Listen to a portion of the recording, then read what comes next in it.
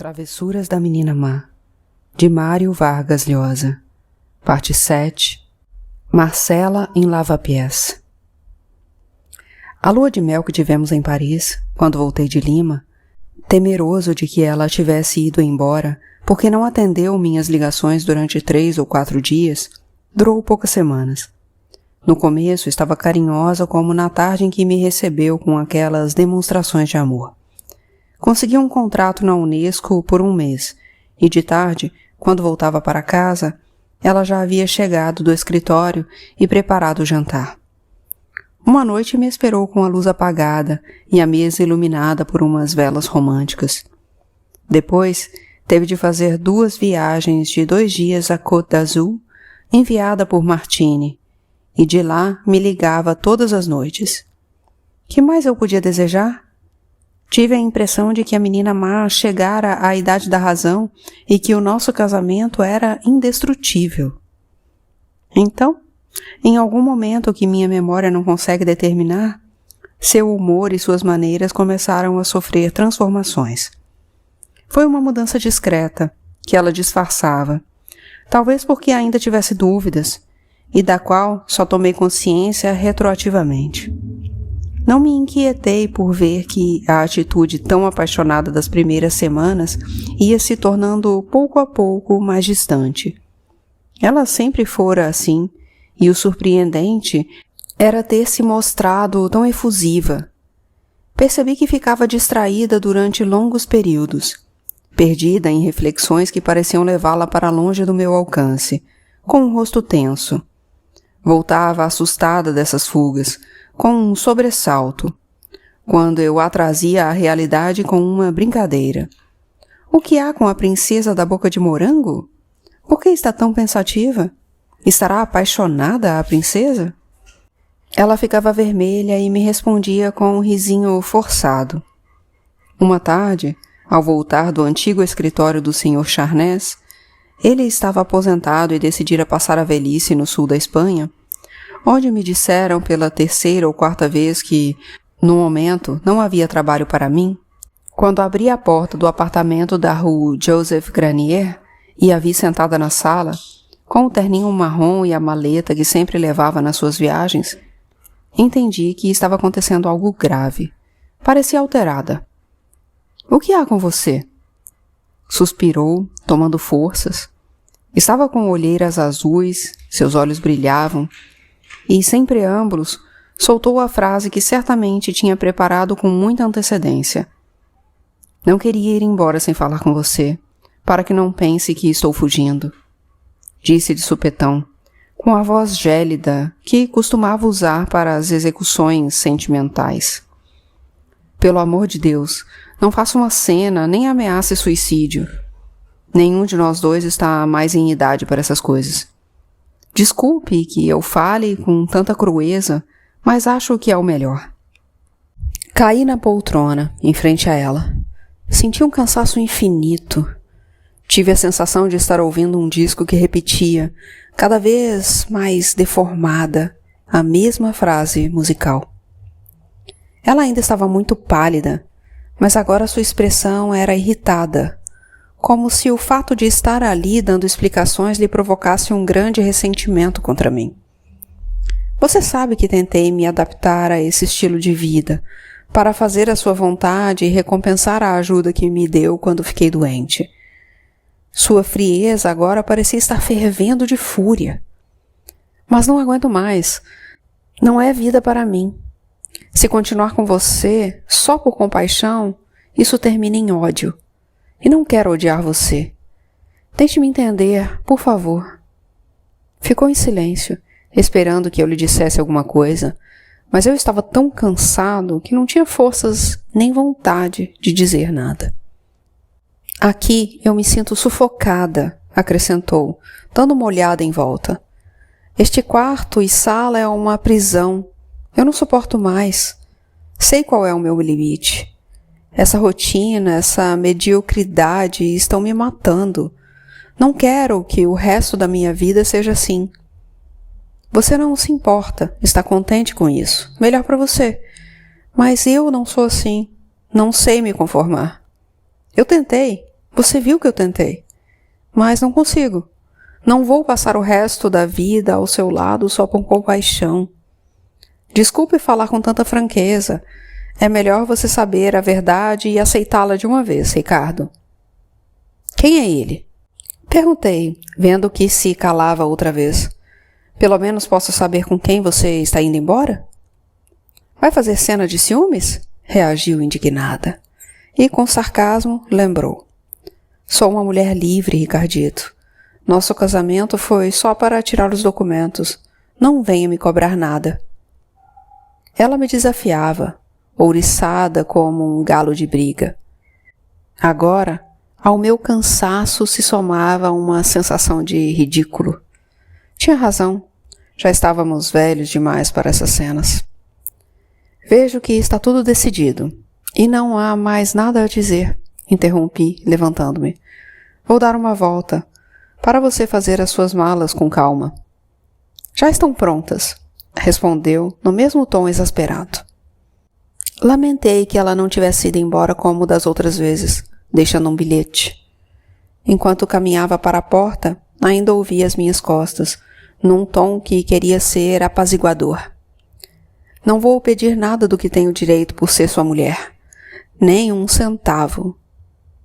Muita gentileza sua, pensei, fechando lentamente a porta da rua. Mas as únicas coisas que poderia me pedir seriam as dívidas e a hipoteca deste apartamento que, do jeito que as coisas estão, muito em breve vão executar.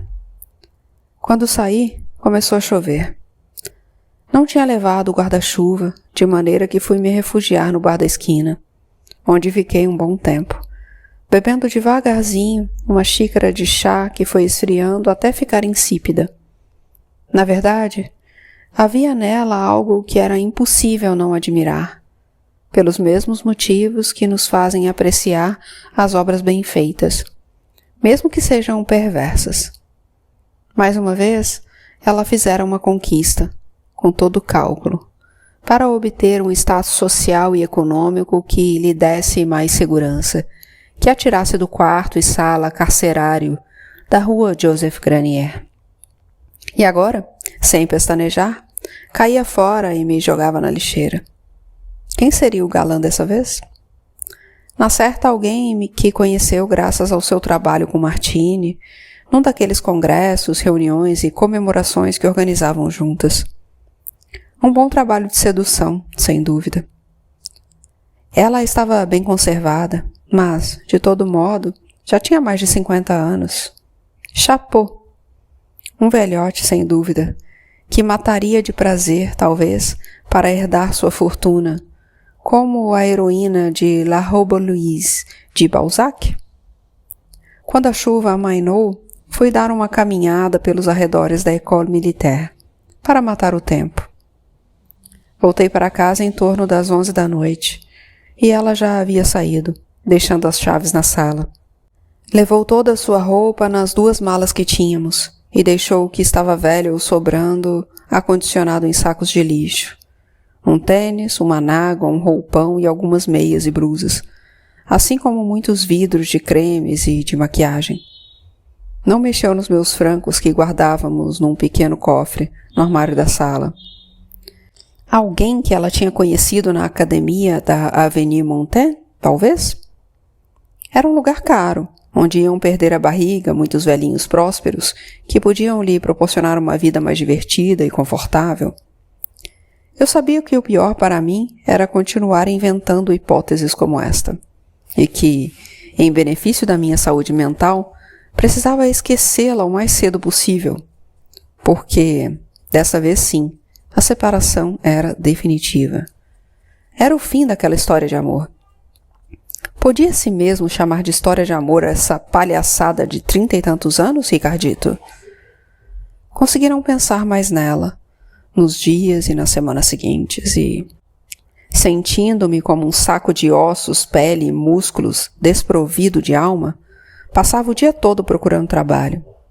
Era urgente, porque precisava enfrentar as dívidas e as despesas cotidianas, e porque sabia que a melhor maneira de superar aquele momento era me entregando com afinco a uma obrigação.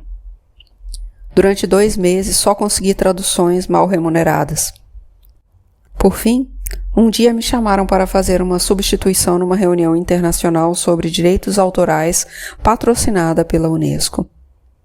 Eu vinha sentindo nefralgias contínuas há alguns dias, que atribuía ao meu péssimo estado de ânimo e ao fato de dormir pouco. Combati o mal-estar com analgésicos que o farmacêutico da esquina me receitava. Minha substituição do intérprete da Unesco foi um desastre.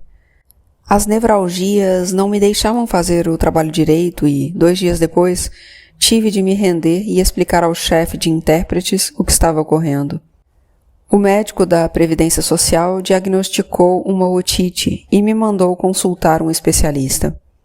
Tive de ficar numa fila de várias horas no Hospital de la Salpêtrière e voltar várias vezes, até conseguir entrar num consultório do Dr. Penot, um otorrinolaringologista que confirmou que eu estava com uma pequena infecção no ouvido e me curou em 1 semana.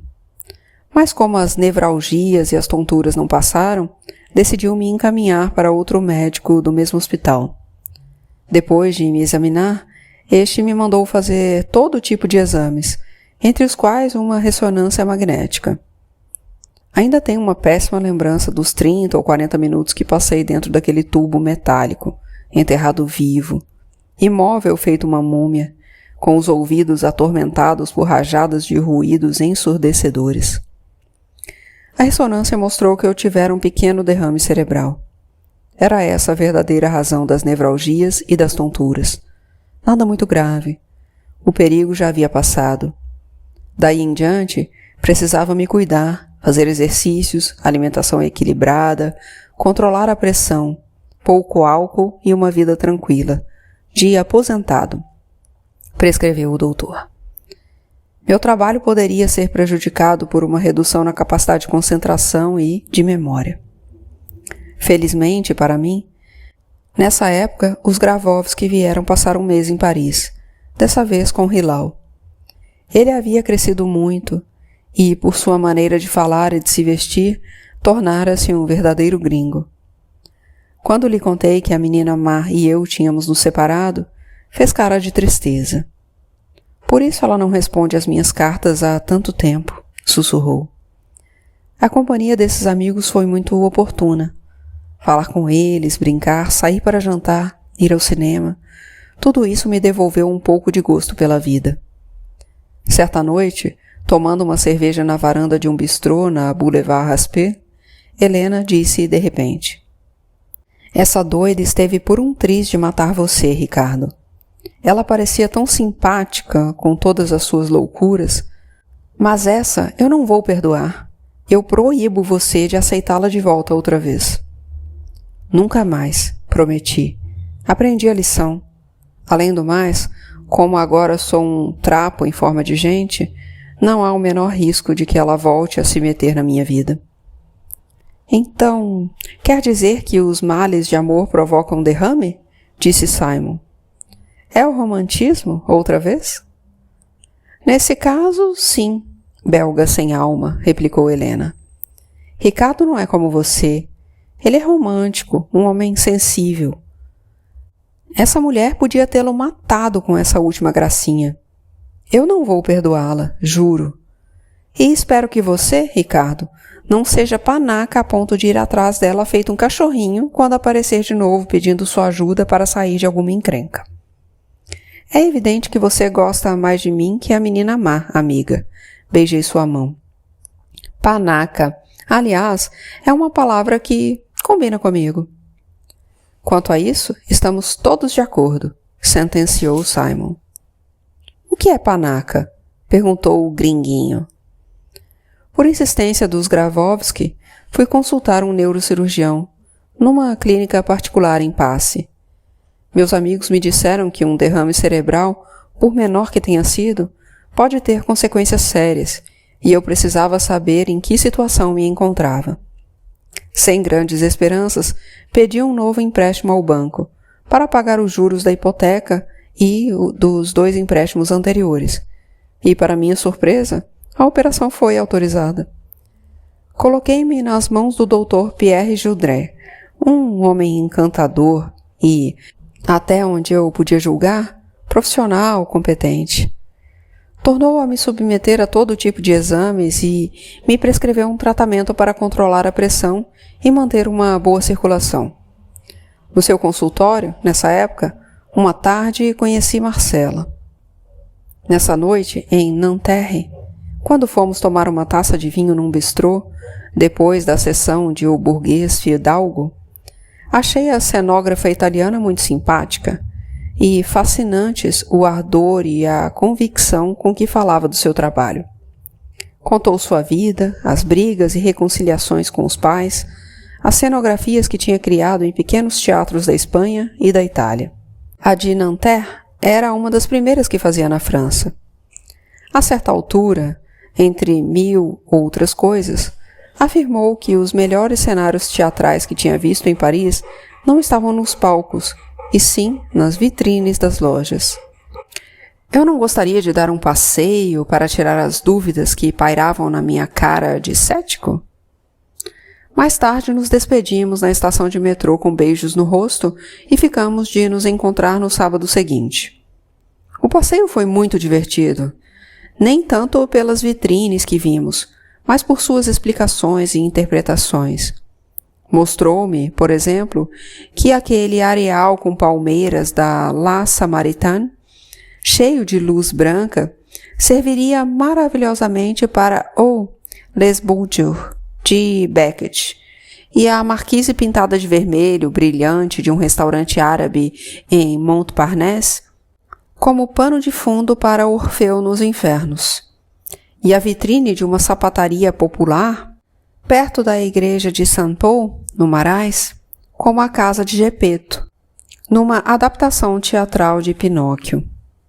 Tudo o que ela dizia era engenhoso, inesperado, e seu entusiasmo e a sua alegria me deixaram absorvido e contente.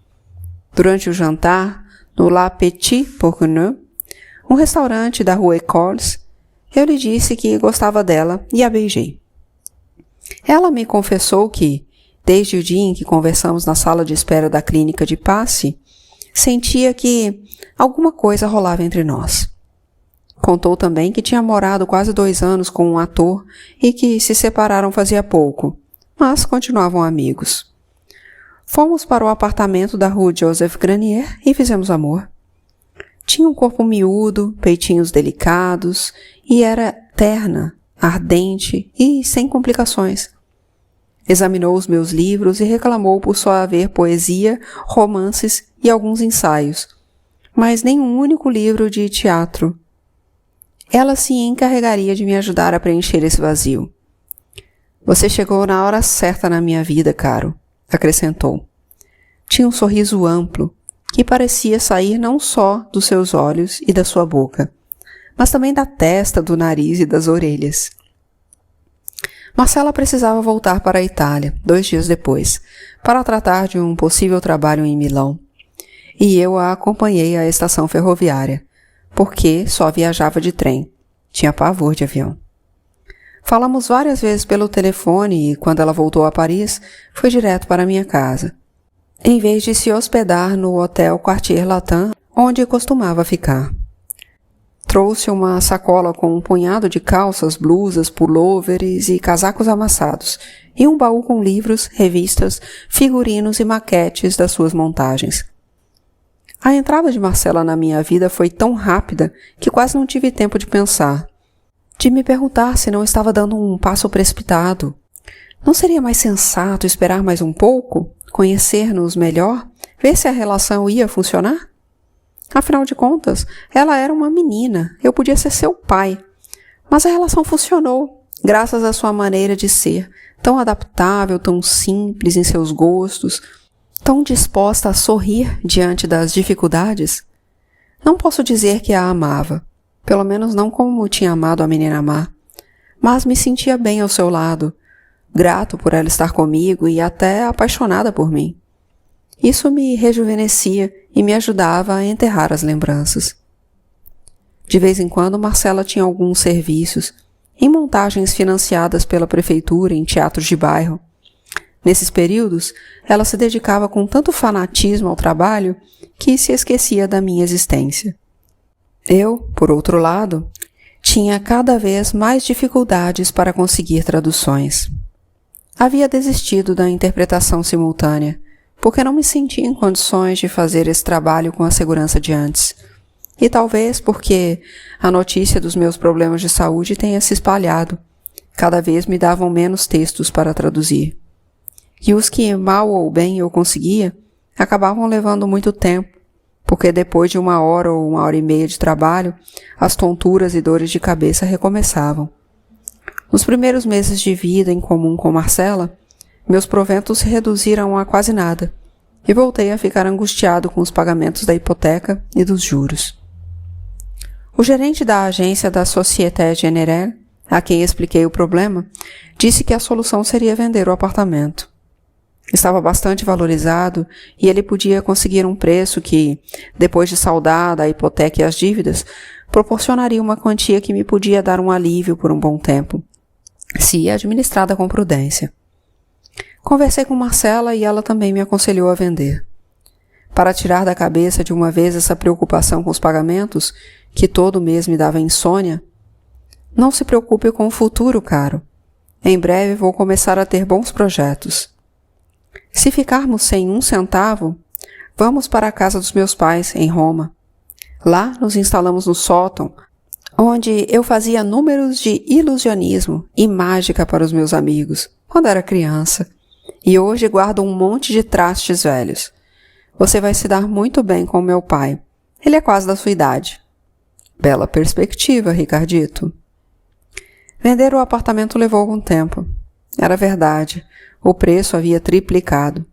Mas os interessados que as agências imobiliárias traziam para ver o imóvel viam empecilhos, pediam descontos ou reformas, e as coisas se prolongaram por quase 3 meses. Por fim, cheguei a um acordo com o funcionário do Ministério das Forças Armadas, um senhor elegante que usava monóculo. Começaram então as desagradáveis providências com cartórios e advogados e com a venda dos móveis. No dia que assinamos o compromisso de compra e venda e fizemos a transferência da propriedade, uma senhora se deteve numa transversal da Avenue Suffren quando saí do cartório e ficou olhando para mim. Não a reconheci, mas cumprimentei-a com uma inclinação de cabeça. — Sou Martini, disse ela secamente, sem estender a mão. Não se lembra de mim? Estava distraído, desculpe-me. É, claro que me lembro muito bem de você. Como vai, Martini? Bastante mal. De que outro jeito posso estar? Retrucou. O rancor lhe azedava a cara. Não tirava os olhos de mim. Mas fique sabendo que não deixo ninguém me pisotear. Sei me defender muito bem. Garanto que essa história não vai ficar assim. Era uma mulher alta e ressequida, de cabelo grisalho. Vestia uma capa e me observava como se quisesse quebrar na minha cabeça o guarda-chuva que tinha na mão. Não sei do que está falando, Martini. Teve problemas com a minha esposa? Nós nos separamos há algum tempo. Ela não contou? Ficou calada e me examinou, desconcertada. Seu olhar dizia que eu lhe devia parecer um ser muito estranho. Não sabe de nada, então? Murmurou. Vive nas nuvens? Com quem você acha que aquela mosquinha morta fugiu? Não sabe que foi com o meu marido? Eu não tinha o que responder. Só me senti estúpido. Um ser muito estranho, sim. Fazendo muito esforço, murmurei. Não sabia. Ela só me disse que ia embora, e foi. Nunca mais tive notícias. Sinto muito, Martini. E eu que dei tudo a ela, trabalho, amizade, minha confiança, passando por cima das questões dos seus documentos, que nunca foram muito claros. Abri minha casa para ela, e depois me paga assim, tirando o meu marido. Não porque tenha se apaixonado por ele, nada disso. Foi por cobiça, por puro interesse. Não se importou em destruir uma família. Pensei que se eu não saísse rapidamente dali, Martini me esbofetaria, como responsável pela sua desgraça familiar. Tinha a voz embargada de indignação. Pois estou avisando que não vai ficar assim, repetiu, acionando o guarda-chuva a alguns centímetros da minha cara. Meus filhos não vão permitir. Ela só quer tirar tudo dele, porque é uma espertalhona, uma caçadora de fortunas. Meus filhos já abriram os processos e vão botá-la na cadeia. E você deveria ter vigiado um pouco mais a sua mulher. Sinto muito. Preciso ir. Essa conversa não tem sentido, disse, saindo dali a passos rápidos. Em vez de voltar para casa e ir buscar Marcela, que estava despachando para um depósito as coisas que não tínhamos conseguido vender, fui me sentar num café da École Militaire. Tentei pôr a cabeça no lugar. Minha pressão deve ter subido um pouco, porque me sentia enraivecido e aturdido. Não conhecia o marido de Martini, mas sim um de seus filhos. Um homem feito, que vi de passagem só uma vez.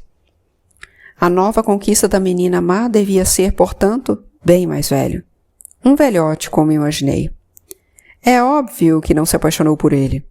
Nunca tinha se apaixonado por ninguém, exceto talvez por Fukuda. Agiu assim para escapar do tédio e da mediocridade no apartamentinho da École Militaire e em busca daquilo que sempre foi a sua primeira prioridade, desde que, ainda garotinha, descobriu como era infeliz a vida dos pobres e como os ricos viviam bem. Uma segurança que só o dinheiro proporcionava. Mais uma vez tinha se enganado com a miragem do homem rico, depois de ouvir Martini dizer, com uma entonação de tragédia grega, que meus filhos já iniciaram as ações legais. Era evidente que, desta vez também, as coisas não iriam acabar como imaginava. Eu sentia raiva, mas agora, imaginando-a com aquele velhote, também um pouco de pena. Encontrei Marcela extenuada. Já havia mandado para o depósito um caminhão com tudo o que não pudemos vender e algumas caixas de livros. Sentado no chão da sala, olhei as paredes e o espaço vazio com nostalgia. Fomos morar num hotel da rua de Cherschmidt. Ali passamos vários meses, até a nossa partida para a Espanha.